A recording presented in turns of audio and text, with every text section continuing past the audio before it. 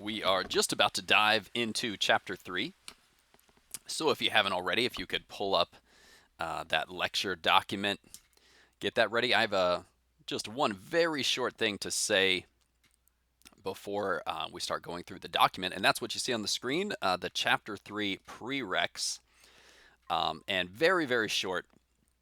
It's just something that can cause confusion and some vocabulary we should be familiar with. So you see my example here. This isn't coming from anything, it's just take, for example, 3/5, which is equal to 0.6, which we could think of as 60%. So we're going to be working with fractions, with decimals, and thinking about how they're connected to percents. And so we just want to be clear what we're referring to. The two on the left, the 3/5 or the 0.6, we could refer to those as a proportion, or we could refer to those as a probability. Chapter 3 is about probability, so that's the word we'll really be using up until now, or through this chapter. Up until now, I think I've been using the word proportion for this sort of thing, if it's come up at all. And then over here, so the equivalent percent, well, we're thinking of it represents the same value, but we think of this as like the percent version versus the probability version, which could either be the fraction, or more often for us in statistics, we like to use decimals and rounded decimals. Okay, now let's get to the chapter. And I'm just going to pull this up on the screen, but we'll be reading a bit in that document first. Okay, so chapter 3, probability. Probability, so this chapter is just about the closest we're going to get to what you might consider more traditional math. It's about the closest thing we'll see to, like your traditional algebra and that sort of stuff. And so what's this all about, and why is it in a statistics course? So a big part of statistics is understanding probabilities. And we really take the things that we do in this chapter, and we then see how they apply to different statistics situations. So lots of things we do in this chapter are going to pertain to things that come later on, and it's really going to set us up well. And really, probability, there are courses that are just completely devoted to probability. So we're just going to see some of the basics and exactly what we need for our purposes with statistics. Okay, so at the beginning there it says, to make decisions big and small, it is often necessary to guess. A lot of times in life, we're just taking our best guess, or an educated guess, when we make big decisions and little decisions. So, for instance, someone may choose their driving route to work based on their guess of traffic conditions. Okay, so I don't know if this pertains to us right now, but maybe you're driving to work or driving to the campus at some point in the past, and you take your best guess at what's going to be the fastest route, right? You don't know until you do it. Okay, then my second example, or college students may choose a major based on their best guess at the career path that will be most fulfilling. Hey, when you're in college, very few people have a good idea of what a job in that field will actually be like on a day-to-day basis. We just have to take our best guess. I like studying such and such, and I think I might be good in that career field, so that's what I'll do. And we hope that it turns out well. Okay, but it's probably, in majority of cases, we don't have any experience in that field already. It's just our best guess. Probability studies the likelihood of an event to occur considering all possible outcomes. So we're really going to formalize this, and we develop some language. And so the first piece, section of this lecture is the sample space and event. So let's define each one of these. A sample space is the set of all possible outcomes denoted with a capital S. Okay, so the sample space, all the possibilities out there. An event is a subset of the sample space denoted by a capital letter, And we usually just start at the beginning of the alphabet, like capital A. So an event is maybe what we are looking to happen. Out of all the possible outcomes, what are we looking to occur? So let's see an example using both of these. In a standard deck of 52 cards, consider drawing one card at random in the hopes of drawing a face card. So let's consider this scenario. What would be the sample space? What would be the event that is described there in the sentence? Okay, so kind of that first part, in a standard deck of 52 cards. Okay, that gives us a hint at the sample space. And you see that just below, S equals, and there's this massive list. There's all 52 possible cards. So usually in any large group of people, like a class like ours, there might be one or two people that are not familiar with a deck of 52 cards. And so just to familiarize you, there are what we call 4 suits. And those are the different pictures you see. So there's the hearts, the diamonds, the spades, and the clubs. Okay, 2 of those are red, 2 are black. And then in each suit, there are 13 different cards. They number them beginning with ace. So that's like the 1. The ace is the A. Then you see the numbers 2 through 10 in each suit. And then you see J for the jack, queen, Q for the queen, and K for the king. So each suit has 13 cards. There are 4 suits. That makes 52. Okay, so the sample space is all of the cards that we're looking at, all of the possible outcomes for when you draw a card. Okay, so then that second part of the sentence says, consider drawing one card at random in the hopes of drawing a face card. So we're thinking, okay, drawing a face card is what we're looking to happen. So the event are all of the face cards. And so you see below A, the capital A equals. Now the face cards, if you're not familiar, are the jack, queen, and king, because they would have people on the card instead of, as opposed to just a number. And so we list all the face cards, and it turns out there's 3 in each suit, and so that makes a total of 12 cards. One thing to be careful about, when we say the sample space, like when we list the sample space and when we list the event, we don't just write a few words like S equals 52 cards, or S equals all the cards, and A equals,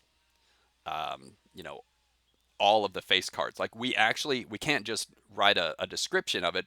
The sample space is literally each card. And so we represent each and every card. And the event A, same thing. We list each and every possible outcome that would fit that event. So a face card, the Jack of Hearts is one possible outcome that would fit that event, right? We got to go through them one at a time.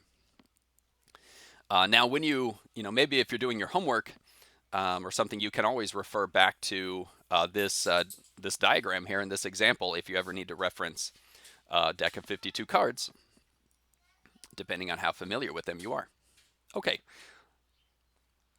And I've got a statement here and then another example about dice.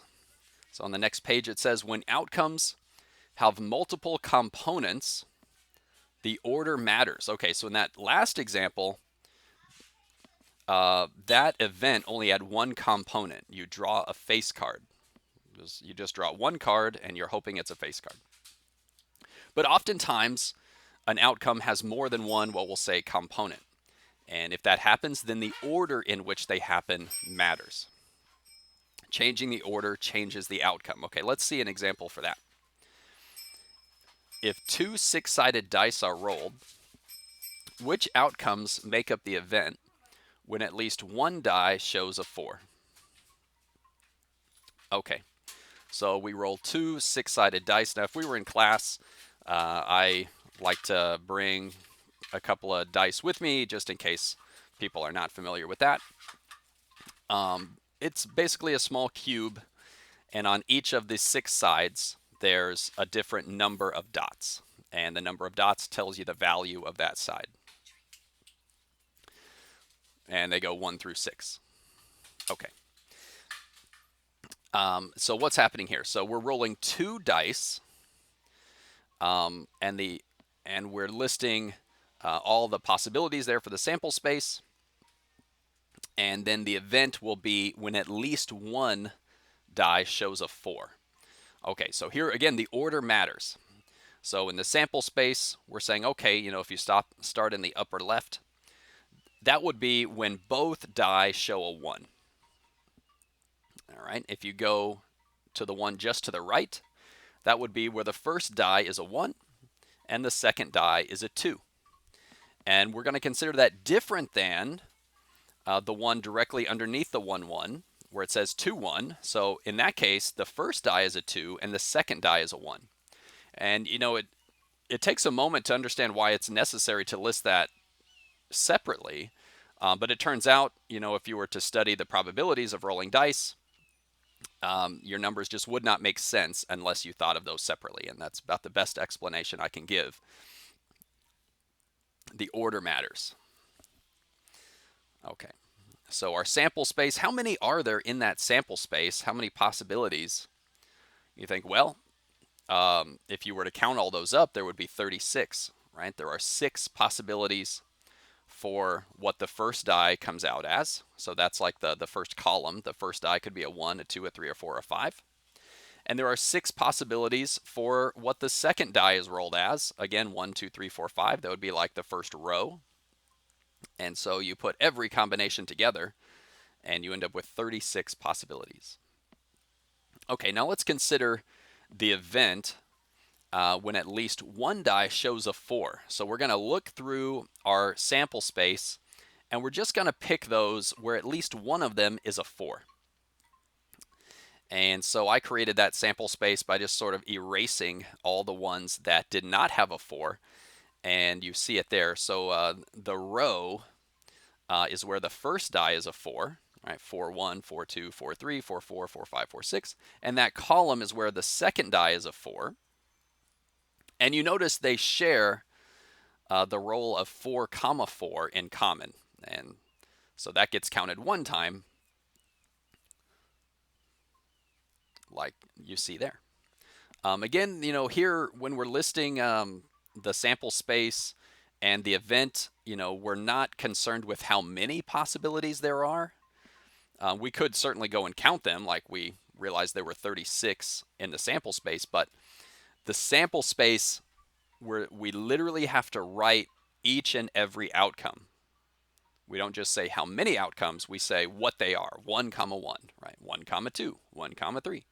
And in the event, same thing. We need to list all the possibilities. 4, 1, 4, 2, 4, 3, etc.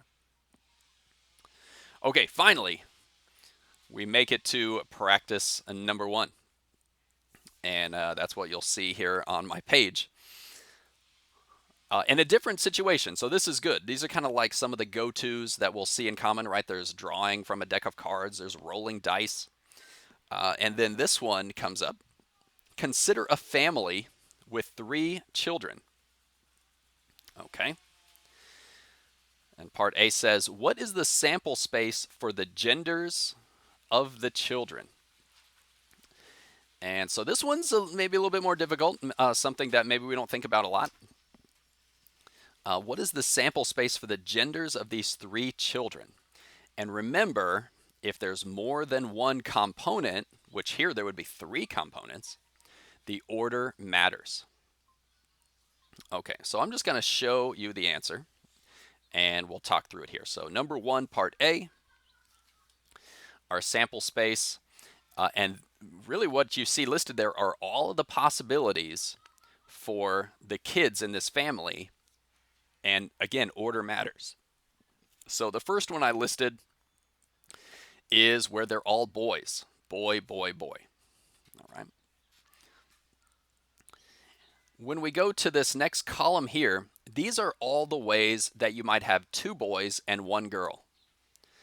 You might think, okay, well, 2 boys, 1 girl. Why 3 of them? Because the order matters, right? So maybe, the first one is a boy, then the second one is a boy, and the third child is a girl. If that's the order they were born in. Or maybe it's the middle child that's a girl, and the other 2 are boys. Or maybe it's the oldest child that's a girl, and then the second and third child are boys. So we have to list all 3 of those separately. In the next column, this is when you have 1 boy and 2 girls, and all the different ways that can happen. So maybe it's the boy is the oldest, and then there's a girl in the middle, and a girl is the youngest. Maybe it's girl, boy, girl, oldest, middle, youngest, right? Girl, girl, boy. Actually, I have 3 kids, by the way, and this is our family: girl, girl, boy. Um, not that you, not that you really care, but there you go. And then the third possibility, or not the third possibility, but the last possibility is that they're all girls: girl, girl, girl, girl, girl. That could happen as well. Okay.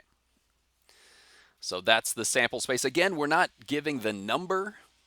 We're not just describing it in words. Like, we are literally listing what that family would look like in each case, right?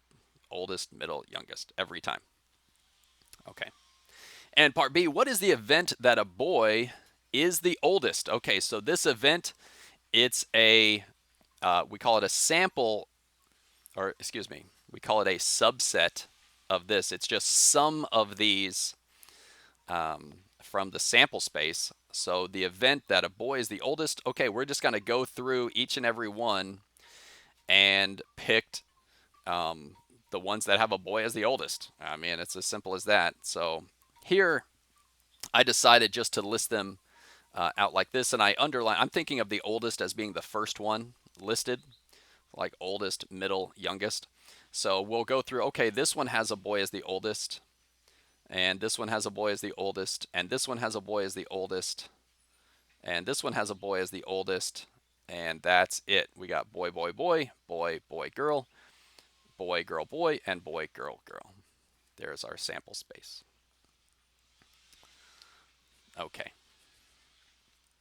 I think this is a good point to stop this video. We'll pick it up in the next one.